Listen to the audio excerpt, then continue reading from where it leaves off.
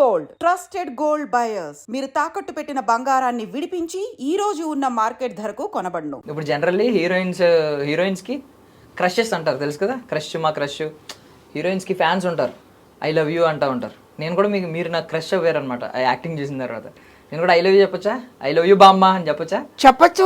బామ్మకు I love you చెప్పడం, I love you వాళ్ళ teenage వాళ్ళకే కాదు, పుట్టిన పిల్లల నుంచి లాస్ట్ పెద్ద ఏజ్ వాళ్ళకు కూడా ఐ లవ్ యూ చెప్పచ్చు. ఐ లవ్ యూ అంటే నేను ప్రేమిస్తున్నాను, ఆ ప్రేమ ఎవరికైనా పంచొచ్చు. ఐ లవ్ యూ బామ్మ. Oh thank you. Thank you. So first of all అసలు ఆ యాక్టింగ్ అసలు అద్భుతం. ఐ మీన్ ప్రతి ఒక్కరూ ఆ ఇంట్లో సినిమా చూసినంతసేపు మీ ఫోటో కనిపిస్తూనే ఉండేది ప్రతి ఫ్రేమ్లోని. ఒకసారి ఆ యాక్టింగ్ చేయండి, అసలు ఆ షివరింగ్ అది ఎలా చేశారు అసలు? నేను అంటే రియల్ లైఫ్లో అనుకున్నాను పాపం బాగా టూ ఓల్డ్గా ఉన్నారు, ఇలా వణుకుతూ కనిపిస్తారు కదా సీరియల్ చూడడానికి, అది బాగా టూ ఓల్డ్ అనుకున్నాను ఆ ఫోటో చూసి. మిమ్మల్ని రియల్ లైఫ్లో చూసిన తర్వాత ఏంటి ఇవిడ బేబీ సమంత గారు బేబీ సినిమాలో ఉన్నట్టున్నారు, ఎంత మోడర్న్గా అనుకున్నాను. మీరేనా నాతో చాట్ చేసేది వాట్సాప్లో?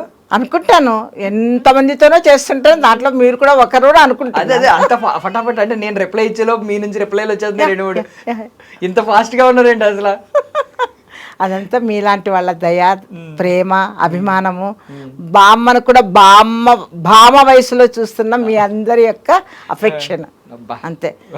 బామ్మగా మర్చిపోయాను ఇప్పుడు నేను. భామనే ఇప్పుడు కూడా.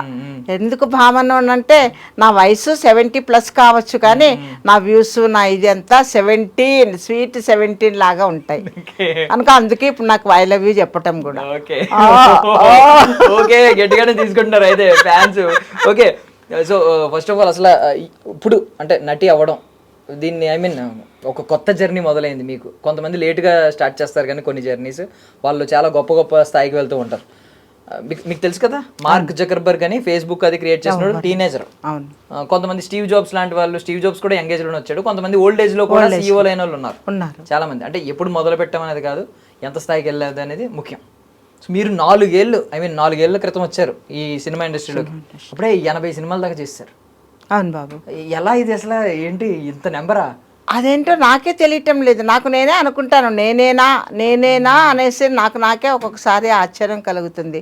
అందులో మామూలు సినిమాలు కాదు, పెద్ద పెద్ద డైరెక్టర్స్ యొక్క డైరెక్షన్లోన, పెద్ద పెద్ద హీరోలతోన 2 సినిమాలు 3 సినిమాలు, ఒక్క సినిమా ఇలా చేసింది. ఈ ప్రయాణం ఇట్లాగే కొనసాగుతుంది బాబు, పెద్ద పెద్ద వాళ్ళతోన.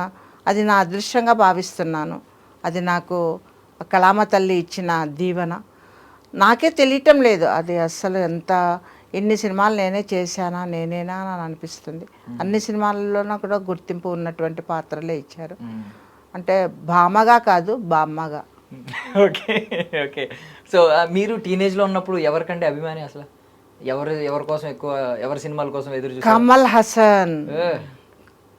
కమల్ హాసన్ చూసిన తర్వాతనే, సాగర సంగమం సినిమా చూసిన తర్వాతనే నాలో చిన్నప్పటి నుంచి మా నాన్నగారు ఏమైనా క్లాసికల్ డాన్స్ ఆర్టిస్ట్ని చేయాలని, నా చిన్న ఏజ్లోనే ఆయన గురువుగారిని ఇంటికి పిలిపించి కూచిపూడి నృత్యము నేర్పించడం మొదలుపెట్టిన తర్వాత నేను 7th క్లాస్ చదివేటప్పుడు నా 12th ఇయర్లోనే ఆయన చనిపోయారు.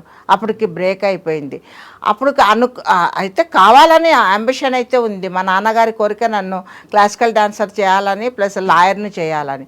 కానీ అవకాశాలు లేక అలాగే. కానీ సాగర సంగమం చూసిన తర్వాత ఎలాగైనా ఖచ్చితంగా క్లాసికల్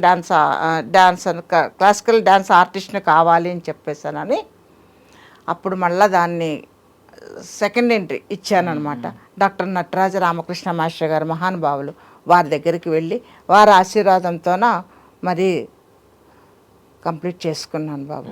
చేసుకున్న తర్వాత ఎన్టీ రామారావు గారు అవార్డు తీసుకున్నాను. చాలా ప్రోగ్రామ్స్ ఇచ్చాను. ఆ ప్రోగ్రామ్ ఇచ్చేటప్పుడే మధ్యలోన ఒక స్టేజ్ పైన జస్ట్ కింద పడేసి కాలు కొంచెం ఇదైపోయి, అప్పటి నుంచి ప్రోగ్రామ్స్ ఇవ్వరాదని డాక్టర్ గారు చెప్పారు. అంటే ఎగిరితే దుంకితే ఇదవుతే కాలు చాలా ఇబ్బంది అవుతుంది, పడిపోతుంది కూడా, కనుక మీరు అది చేయకూడదు అని అన్నారు. అందుకే నా నడకలో కూడా ఇప్పుడు కొద్దిగా తేడా, అంటే ఇప్పుడు ఏజ్ అయింది కదా, ఏజ్లోనే ఇంకా ఇది ఎక్కువ కనిపిస్తుంది. కానీ ఇప్పుడు ఓన్లీ డ్యాన్స్ ప్రోగ్రామ్స్కి జడ్జిగా వెళ్తుంటాను. చాలా ఒక 100 దగ్గర జడ్జిమెంట్లు చేశాను. కానీ ఇప్పుడు ఈ ఫీల్డ్కి వచ్చిన తర్వాత నేను యాక్చువల్గా రచయిత్రిని, కవయిత్రిని కూడా, రేడియో ప్రోగ్రామ్స్ కూడా ఇస్తాను. కానీ ఇప్పుడు ఈ నటనారంగంలోకి వచ్చిన తర్వాత అవన్నీ కొంచెం పక్కకు పోయినాయి బాబు. ఎందుకంటే టైం అడ్జస్ట్ కావటం లేదు. ఇక్కడ షూట్స్ ఉన్నప్పుడు అక్కడ అవార్డ్స్ కూడా చాలా వచ్చాయి నాకు. గవర్నమెంట్ అవార్డ్స్ వచ్చాయి, తర్వాత మామూలుగా ప్రైవేట్ అవార్డ్స్ కూడా వచ్చాయి. ఇప్పుడు కూడా కొన్ని అవార్డ్స్ మిస్ అవుతున్నాను, కానీ ఇంకా తప్పటం లేదు. ఎందుకంటే ఈ మూవీ యొక్క షూట్స్ ఎప్పుడు ఉంటాయో ఎలా ఉంటాయో తెలియదు బాబు.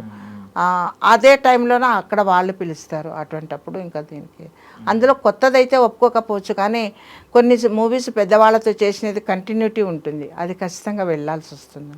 ఇప్పుడు లా చదివారు, ఎల్ఎల్బి చేశారా? యా, ఎంఏ తెలుగు, ఎల్ఎల్బి కాలేజీకి వెళ్ళి లా కాలేజ్. ఏ వయసులో వెళ్ళారు కాలేజ్కి? స్వీట్ 66.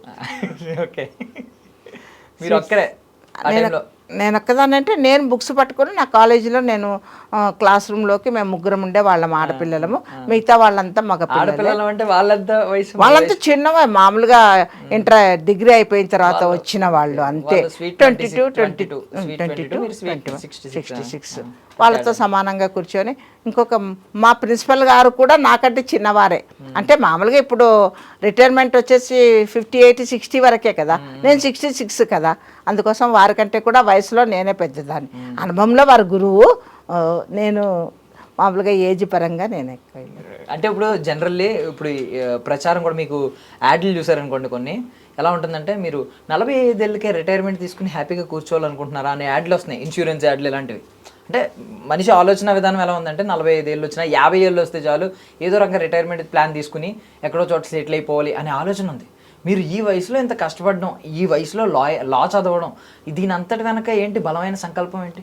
ఈ వయసులో ఎందుకు అంత స్పెషల్గా చెప్తున్నారు? అంటే మీ నుంచి మేము ఎంతో కొంత నేర్చుకుందామని. బికాస్ మాకు ఇప్పటికే హోప్స్ పోతున్నాయి, లైఫ్ మీద ఆశలు లేవు, పెద్ద ఆశాభావం ఎవరికీ లేదు. ఏంటి జీవితం అనేది ఆశాభావం లేదు, ఏదో బ్రతికినన్నాళ్ళు బ్రతికి చనిపోదాం అనే సెన్స్లో ఉన్నాం. అంటే రేపు అనే ఆలోచన లేదు ఎవరికి. ముందు అది తీసేయండి మనసులో నుండి. మేము ఎట్లాగా ఏమి అని అనేది తీసేసి సంకల్పం మనసులో పెట్టుకొని మేము ఏదైనా సాధిస్తాం, మేము ఏదైనా చేయగలుగుతాం, మాకు ఇప్పుడు ఏజ్తో అవసరం లేదు, మేము చేయాలి అనుకున్నాం చేస్తాం, అంతవరకే. ఇప్పుడు నేను ఇంకా ఇంత ఏజ్లో కూడా ఇప్పుడు ఇంతవరకు నేను అనుకున్న వాటిలో ఒక 80%, 90%, ఇంకొక 10% ఉంది. ఆ 10% కూడా ఫుల్ఫిల్ చేసుకుంటాను. ఆ 10% కూడా ఏం కాదు, నా జీవిత చరిత్ర. ఇప్పుడు ఒకవేళ నేను 80 ఏళ్ళు బ్రతికితే 8 బుక్స్ లాగా 10 years కొట్టి 10 years కొట్టి 10 years కొట్టి ఆ 10 yearsలో నాతో కలిసిన వాళ్ళు, నా అనుభవాలు, నా ఇది ప్రతిదీ నాకు గుర్తుంది. అంటే ఒక వయసు వస్తే మర్చిపోతారు అని అనుకుంటారు, కానీ నాకు చిన్నప్పుడు మా నాన్నగారితో ఉన్నప్పటి నుంచి కూడా నాకు అన్ని ప్రతి ఒక్కటి జ్ఞాపకం ఉన్నాయి. అవి నేను కొంచెం ఈ నటనారంగంలో నుంచి ఇదైన తర్వాత నేను అది మొదలుపెట్టి రాయాలని అనుకుంటున్నాను తెలుగులోన. ఎక్కడ పుట్టారు బామ్మ మీరు? రాయలసీమ రత్నాన్ని. ఓకే, అందుకే కోపం వస్తుంది. వయస్సు అంటే ఎంత కోపం వచ్చింది, అందుకే కారం ఎక్కువ తింటారు బాగానే. రాయలసీమలోన అనంతపూర్ డిస్ట్రిక్ట్ హిందూపూర్ నాన్నగారిది. ఓకే. రాయలసీమలోన కర్నూలు డిస్ట్రిక్ట్ ఉలిందకొండ అమ్మగారిది. అంటే నాన్నగారు బ్యాంక్ మేనేజర్గా జాబ్ చేస్తూనే నా 11th ఇయర్లో చనిపోయారు. నేను అనంతపూర్ శారదా గర్ల్స్ హై స్కూల్లో 7th వరకు చదివాను. ఆయన చనిపోయిన తర్వాత అమ్మమ్మ గారి ఊరు ఉలిందకొండ, అక్కడ వచ్చి ఏసీపీపీ హై స్కూల్లోనే SSLC వరకు కంప్లీట్ చేశాను. ఆ తర్వాత ఇంకా BA కానీ MA కానీ 2 ప్రైవేట్గానే చదివి ఓపెన్ యూనివర్సిటీ ద్వారా పాస్ అయ్యాను. LLB మాత్రం యాజ్ ఎ స్టూడెంట్గా కాలేజీకి వెళ్ళి నా 66 ఇయర్స్లోన మిస్ అయిన కాలేజ్ రోజుల్ని మళ్ళీ తెచ్చుకున్నాను. ఎందుకంటే అవి కూడా అనుభవించాలి కదా, అందుకోసం అని చెప్పని. కానీ అక్కడ 66 ఇయర్స్ బామ్మగా కాకుండా 16 years 17 అంతా అదే ఇంకా డిగ్రీ కంప్లీట్ అయిపోయిన తర్వాత భామలాగానే ఎంజాయ్ చేశాను అక్కడ కూడా.